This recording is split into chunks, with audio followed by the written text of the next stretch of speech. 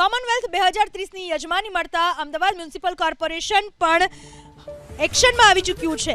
નારણપુરા બાદ હવે રાણીપ વિસ્તારમાં બનાવાશે મિની સ્પોર્ટ્સ કોમ્પ્લેક્સ। ₹42 કરોડના ખર્ચે નારણપુરામાં બનાવવામાં આવશે મિની સ્પોર્ટ્સ કોમ્પ્લેક્સ।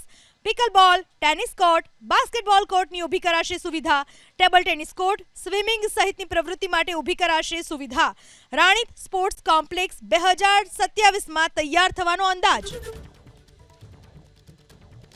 પશ્ચિમ ઝોન રાણીપ વોર્ડમાં ટીપી 66A ડેવલપ થતો વિસ્તાર છે। સદર વિસ્તારમાં સ્પોર્ટ્સ કોમ્પ્લેક્સની કોઈ સુવિધા છે નહીં। નવો એરિયા વિકસિત થઈ રહ્યો છે। ત્યાંથી ધારાસભ્ય અને કાઉન્સિલરશ્રીઓની માગના હિસાબે આપણે ત્યાં 24-25ના બજેટ હેડમાં આ સ્પોર્ટ્સ કોમ્પ્લેક્સનું આપણે રાણીપમાં બુક થયેલ હતું।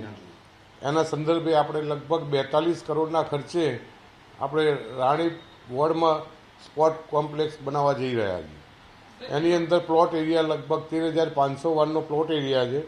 એમાં 4 મલ્ટીપર્પઝ હોલ છે, ટેબલ ટેનિસ છે, જીમ એડમિન એરિયા છે, મેડિકલ રૂમ છે, જ્યુસ બાર છે, food court with outdoor seating area, swimming pool, એ બધી ફેસિલિટી અત્યારના આધુનિક ફેસિલિટી સાથે આપણે મિની સ્પોર્ટ કોમ્પ્લેક્સ બનાવવા જઈ રહ્યા છીએ।